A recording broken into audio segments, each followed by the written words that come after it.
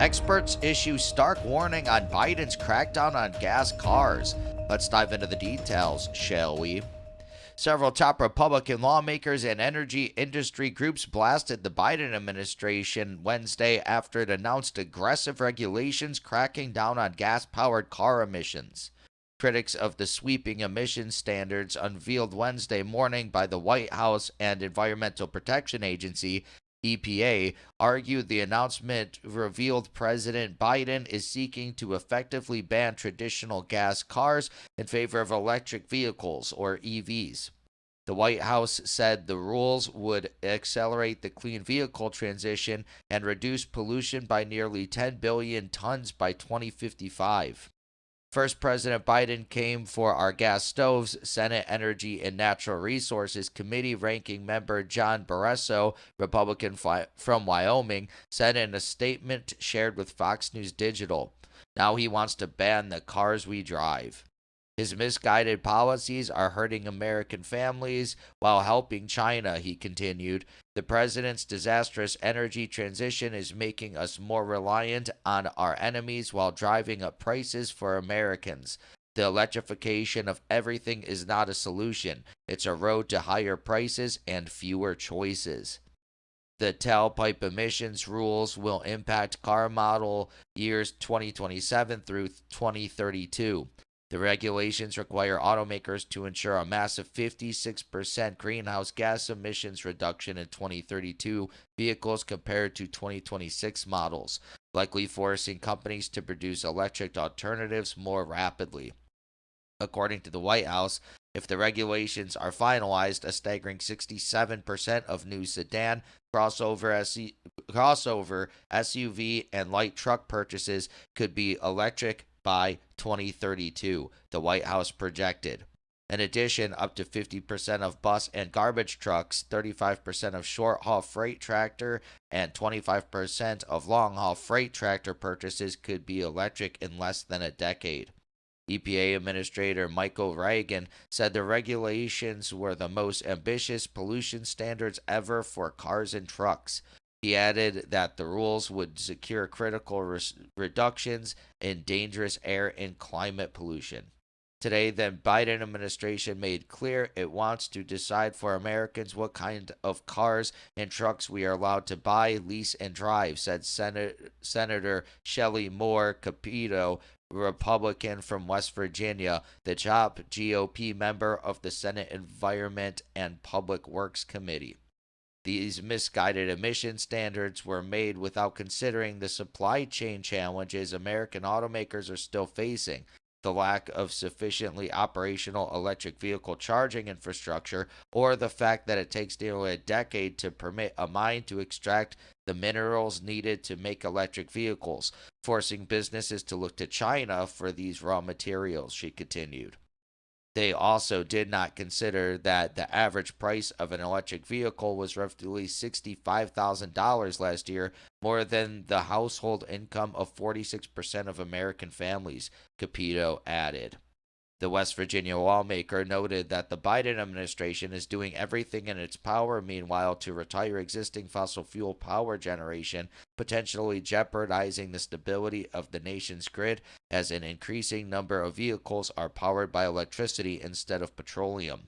In addition, energy industry groups blasted the announcement Wednesday, saying it would amount to a gas car ban and increase reliance on foreign supplies. This deeply flawed proposal is a major step towards a ban on the vehicles Americans rely on, American Petroleum Institute President and CEO Mike Summers said in a statement. As proposed, this rule will hurt consumers with high costs and greater reliance on unstable foreign supply chains. China currently boasts 78% of the world's cell manufacturing capacity for EV batteries, according to a Brookings Institute analysis released last year. China also controls the majority of global mining and refining of critical minerals that are required for EV batteries. EPA's proposal to effectively ban gasoline and diesel vehicles is bad for consumers, the environment, our freedom of mobility, and U.S. national security, said American Fuel and Protochemical Manufacturers President and CEO Chet Thompson. It's it's unconceivable that the administration would propose this knowing full well that China controls 80% of global battery production capacity. And even with robust U.S. investment to fortify our own electric grid and grow our battery supply chains by a magnitude of 10, we will not come close to overtaking China's dominant position and will be left more dependent and financially beholden to them as a result.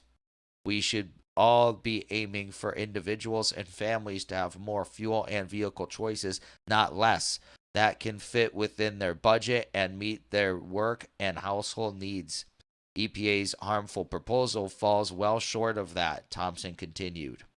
And Daniel Turner, the executive director of Power the Future, said the regulations proved EVs are unable to compete with less expensive gas vehicles.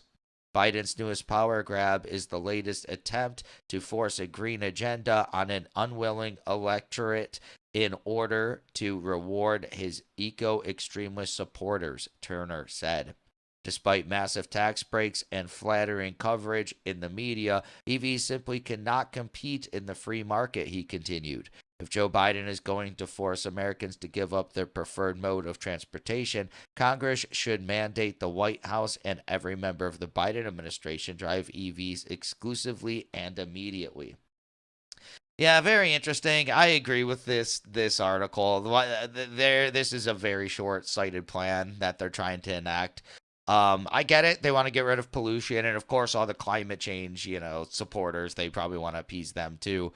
For their voting block in 2024, but the technology just isn't ready, and neither is the supply. To get every electric car or every car electric, it's going to take way more world production, even when they're talking about China. The world is just not ready for it. You can't just say, okay, in 5 to 10 years, you have to do this. You have to let the supply chain and stuff play out. Otherwise, it's just going to cause a disaster, and it's not going to get what they want anyways. Because the electric cars, they can't make them, and people are just going to get a sour taste in their mouth about them, if they can't get one, and this is what it started. But they always do this. What was it, the 70s and the 90s? They had some emission standards, and the U.S. fell behind other countries in the 70s, what decades? And in the 90s, it was like it was a slump, and people didn't like the cars that were coming to market because of the same thing. And now, like they're saying, this is the most ambitious plan yet. It's like, okay, well, I don't know if that should be what they're trying to aim for, especially with the economy already so bad. And like they mentioned in this article, 46% of people don't even make $65,000 a year. They want them to spend over a year's salary on a car. Yeah, crazy. And they don't even get the option now. They're just going to say, nope, you can't have gas. And the gas infrastructure is so crazy. And like they're saying is they're effectively banning it, is they can't bring down emission standards from 2026. It's crazy. They don't start from 2023 either. By 2032, they want it to drop by 56% compared to 2026. So that's just going to be impossible. And that's what they mean by they're effectively banning the gasoline cars. Because if they can't do it, which they probably aren't going to be able to, then yeah, you just can't sell it. So now the cars are effectively banned, and they just want to get rid of a century's worth of infrastructure in the next 5 to 10 years. Yeah, I think this is crazy, very short-sighted. If, like they're kind of saying in this article, when the free market's ready, it will happen. You just got to wait for it, or it's just going to cause a disaster. But that's my opinion on the story. What's your opinion? Please let me know in the comments below. Also, be sure to smash that like button, subscribe to the channel for daily news updates, hit that notification bell, and share this video to help spread the news. Thank you so much for watching, and I'll catch you in the next one. Peace.